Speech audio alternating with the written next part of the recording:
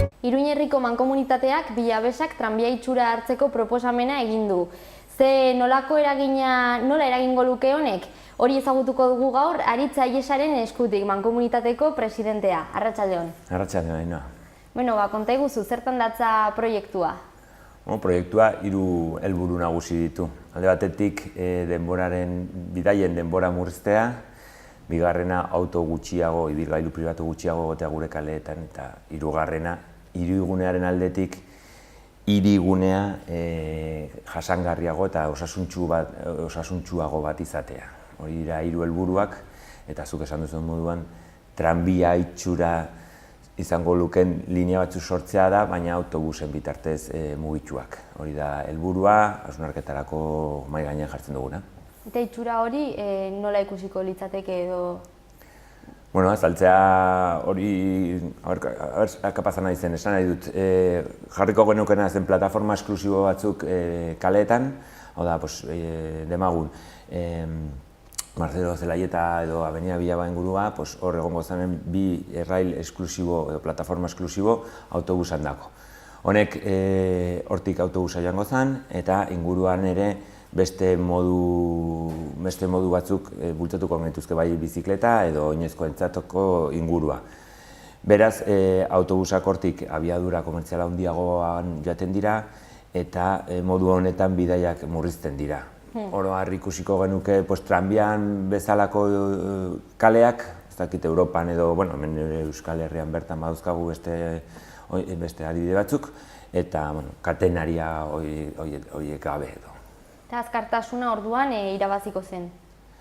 Bai, batez bestekoa kalkulatzen duguna da 4 minutu irabaziko lukela bidei bakoitzak, hori batez besteko bat da, eta gero ere bideien 80%ak denbora murriztuko zukela. Orduan, modu honetan, espero dugu jende autotik, ibilgailu pribatutik pasatzea autobusara. Iruña berdeago bat, orduan? Bai, nik uste hori nabaria izanen dela. Azkenean, linea hauek ere ibilgailu, autobus emisio basukoak izango lukete, orduan alde horretatik ere osasuntsuagoa da, baina baita ere autobu gutxiago edo ibilgailu pribatu gutxiago izatea gure inguruan eta gure hirietan are osasuntsuagoa da. Eta linea nagusi batzuk egongo liratekeela aipatu duzu? Bai, 4 linea plataforma esklusibo horretan sortuko ziren 23 kilometroko sare bat izango zen. Gaur egungo beste lineak elikatuko zuten lerro nagusi hauek, eta lerro hauek gaur egungo 7 eta 4aren linea oinarri izango zuten, hau da, Iruñeko iparraldetik hasita zirkulo bat egingo zuken erdigunearekin lotuta, gero ospitalgunetara hurbilduz, eta gero beste lerro garrantzitsu bat izango zen gaurgo 18 linea egiten duen bidea, hau da, Sarrigurenetik hasita zizurreraino doan linea hori. Linea hau berri ikertu dugu eta ikusten duguna da bidaiari asko daukela, eta orduan nahi haina izango genukela holako lerro potente bat sortzeko. Aldatuko zen beste gauza bat da ordaintzeko era? Bai, sortzen dira geltoki batzuk, geltokiak izaten dira, geltoki hauek ere nabarmentzekoa da izango direla denak maila berean, hau da, gurpildun aulkikin hurbiltzen direnak, edo maila berean, autobusarekin bat maila berean egongo ziren, beraz alde horretatik askoz erosogo da. Eta gero geltoki horietan ordaintzen da autobusan sartu, baina lehendan tranbiaren kontzeptu bera, eta gainera hori abiadura komertziala asko indartzen du, bultzatzen du. Azkenean sartzen da autobusan eta martxan jartzen da. Orduan alde horretatik askoz abiadura handiagoa da. Eta gero beste ideia garrantzitsua bat tranbiarekin oso lotua dagoena da, erlojuarekiko daukan lotura, hau da, bermatzea zein ordutan iristen den autobusa, eta trenaren antzekoa beti esaten da, trena ez duela inor itxoiten, ideia hori beti esaten da, holako ideia bat izatea, baina gure kaleetan eta autobusen bitartez. Orduan, ezaugarri batzuk hartzen dira tranbiak dituena, baina ez hori autobusa izaten jarraitzen du. Bai, autobusa, bai, bai aurre ikusten dugula, autobusa luzeagoak izango liratekela, jende gehiago igotzeko, azkenean aurre ikusten duguna da bigailu pribatuaren kopuruare 4% jaitsiko zela. Orduan, nahi dut, hori bidai asko dira, oro har, azkenengo inkesta egin genuenean 2013an 1 milioi bat bidai egiten dira egunero Iruña herrian, hau da, bidai asko daude, eta horietatik 210.000 autoz egiten dira. Orduan, kopuru horretako handi bat, 4%, ateatzea autobusetara, hori esan nahi du jende gehiago erabiliko duela. Azkenean da, ahalmen handiko modu bat sortu, autobusa, gaur egun dagoena, baina pixkot beste kontzeptu batekin, espazio publikoa emanez eta garrantzia emanez. Helburuak aipatu dituzu, baina pixka bat zenbakatu ahal dira edo zeintzuk izango lirateke onurak, jasangarritasuna alde batetik, ze... Bai, batez ere nik uste espazio publikoarena, nik uste hori oso garrantzitsua dela. Azkenean gure hiriak autoari garrantzia handia eman diotela. Gaur egungo Iruña pixkot aldatzen badoa, hori egia da, baina oraindik geratzen da autoarekiko, ez dakit, olako privilegio batzuk edo, buelta eman behar diogunak, horretarako ere beste alternatiba mahai gainean jarri behar ditugu, eta uste dugu olako bat alternatiba potente bat izango zela hori lortzeko. Beraz, aurrera pausu bat izango zen, espazio publikoa esaten dut bai autobusandako, baina baita ere oinezkoentzat oso garrantzitsuak direla eta bidai kopuru handiena oinez egin nahi dugulako osasuntsuagoa delako ere bai. Bizikletentzat ere ez? Eta txirrindularentzat ere bai, espazio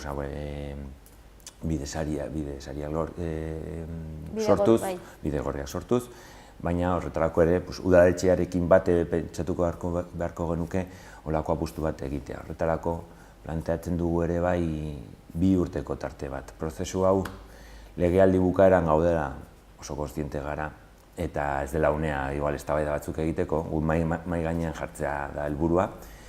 Eta aurre ikusten duguna 6 urte eta erdiko prozesu bat dela martxan jartzea. Eta lehenbiziko biak da ados jartzea udalekin eta prozesu parte hartzaileak ere garatzea.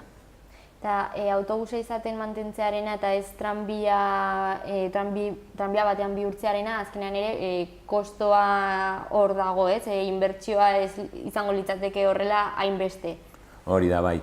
Plataforma honek, badaude kalkulu ezberdinak, baina bai aurre ikusten duguna askoz merkeago dela.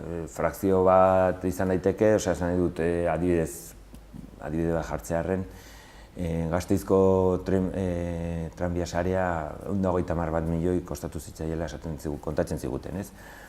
Gurean 77 milioi aurrekontua ikusten da asko dela, bai, baina tranbiaren beste onura batzu daka, baina bai askoz garestiagoa dela, eta uste dugu neurri horretan olako malgutasun puntu bat ematen du ere autobusa eta postu ona izan daitekela. Hainbat adibide edo eredutan arreta jarri duzu, ez bakarrik Gasteizen? Bai, askotan oinarritzen gara Gasteizen pareko hiria garelako. Bai, ikusi ditugu beste esperientzia batzuk onak eta txarrak, hori bai esan nahi dut. Azkenean ere olako apostuak egiten direnean, benetazko apostuaz baduzu egiten, geratzen da pixkot eskaz. Orduan, adibidez, ikusi ditugu oso esperientzia honak Estrasburgo, Metz edo Nantesen, Europako hiriburu batzu dira, eta hauetan kriston saltoa izan dute eta baliabide oso potentea izan da jendearen eguneroko hauetzeko. Hori, fijatu zarete adibide honetan eta ere gaizki ateratako esperientzietan. Bai, gaizki atera direnetan nabarmentzen dutena da ez dutela postua bere osotasunean garatu, hau da, plataforma esklusibo bat ez diotela eman. Bai, autobusak igual handiagoak egin ditzazkezu, geltokiak hobetu, baina kaleetan ez badiozu ematen lehentasuna edo olako bide esklusibo, plataforma esklusibo bat ematen kalean, apustua erdian geratzen dela eta jendeak ez du onura hain argi ikusten eta zalantza sartzen dira eta horregatik garrantzitsua da behin apustua benetan egitea. Eta nola sortu zen ideia? Bueno, ideia aurretik dator. 2015an planteamendu bat egin zen mankomunitatean.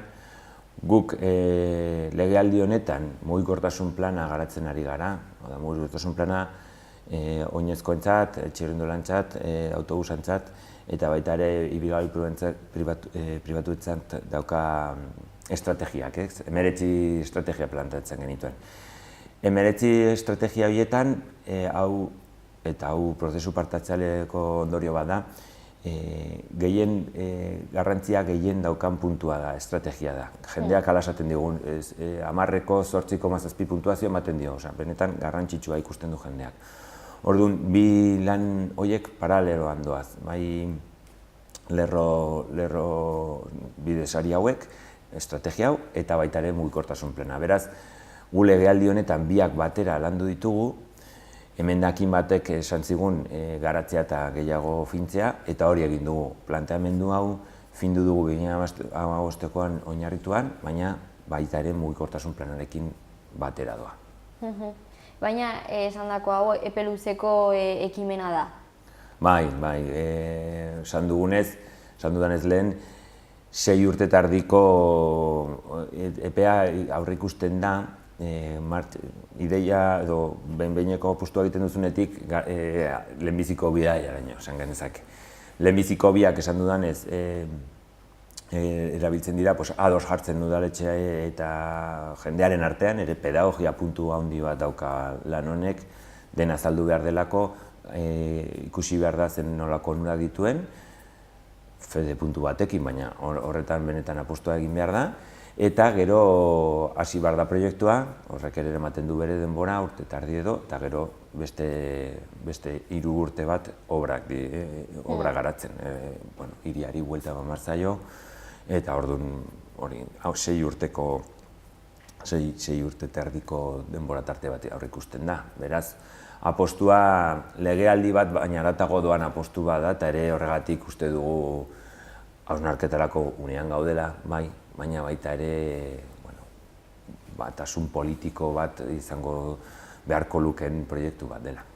Baina, iruindarrek bai ohitzen joaten ari direla, azkenean Pio 12ko bidegorrien obrak hor daudelako, atsegin egiteko plana ere burutu egin da, ez? Bai, nik uste horretan aurrera pausoak eman direla, lehen esan dudan moduan, eta hori nabaritzen da autobusan, Hiria atsegin egiteko planaren ondorioz, 1.100.000 bidai gehiago daude autobusez. Hori neurtu dugu modu batean, egia da ere, azkenengo 2 urte eta luze hauetan 4,3 milioi bidai gehiago dauzkagula autobusetan eta hori oso garrantzitsua dela, baina esan dudan 1.100.000 bidai horri lotutak egongo ziren. Beraz, esan dut, jendeari tresna jartzen diozunean, ibilgailu pribatuari ere esaten duzunean lekua murritzagoa dena edo pixkot ateratzen duzu erdigunetik, jendea ikusten du autobusez abiadura eta denbora tarte nahiko honean hurbildu zaitezkela erdigunera, beraz, hori kontutan izaten du jendeak eta uste dut aurrera begira postua horti joan barko zukela. Orduan, erantzun positiboa izateko puntu asko ditu, ez? Bai, guk behintzat estrategikoki proiektu garrantzitsu bat dela esango nuke. Ahalmena handiko zerbait alternatiba behar dugu, azkenean bidai kopuru handia dago, hori hola da, jendea mugitu eta mugitzen jarraitu beharko da, bai bultzatzen dugula erosketak eta gure etxe inguruan egitea eta bidai batzuk ekiditzea, baina egunerokoan bidaiak egin behar dira. Eta neurri batean ere ulertzen dugu autoaren bidai batzuk onenak direla, hau da, radialak diren bidai batzutarako edo oso transversalak diren bidai batzutarako autoa oso eraginkorra dela. Baina beste batzuk, asko eta hori oso ongi ikertzen zen 2013an, autobusez egin daitezkela, eta gainera oso modu merkean, gauza batzutan, tarifa sozialak dauzkagu garatuak, oso garrantzitsuak direnak, eta gainera postu handia egiten dena, bai familia anitzei, familia handiei begira, adinduak, gero ere egoera ekonomiko astua pasatzen ari direnak, horiek ere barne daude, eta postu handia egiten dugu Iruñerria. Eta, gero prezioare azkenengo 5 urteetan izoztua daukagu, eta nahiko prezio honean txartelarekin ordainduz gero dagoela. Orduan, esan dako orain mahai gainean dago, asko dago egiteke? Mahai gainean, hausnartzeko tartea da, eta hori ere politikoki azkenengo hilabete hauetan eta hauteskundeai begira uste dugu ere unea proposa dela hola mahai gainean jartzeko, ere nabarmendu nahi dut legealdi honetan ez direla erabakiak hartuko, baizik eta da mahai gainean jarri, baina bai 2019ko bigarren legealdia hasi bezain pronto hoberena izango zen honen inguruan erabaki bat hartzea. Ez honen inguruan, azkenean mugikortasunaren inguruan osasunari oso lotua dagoelako. Eta nik uste hori bizikalitatea ere eskertzen duela erabat, eta hirigunean are gehiago. Eta hori da bilatzen den azkenean.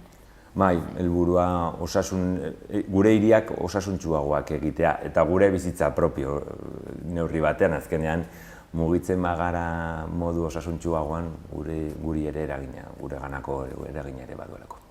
Ba oso ongi, hor daukagu eta jarrituko dugu nola doan gaia. Mila esker Ainhoa.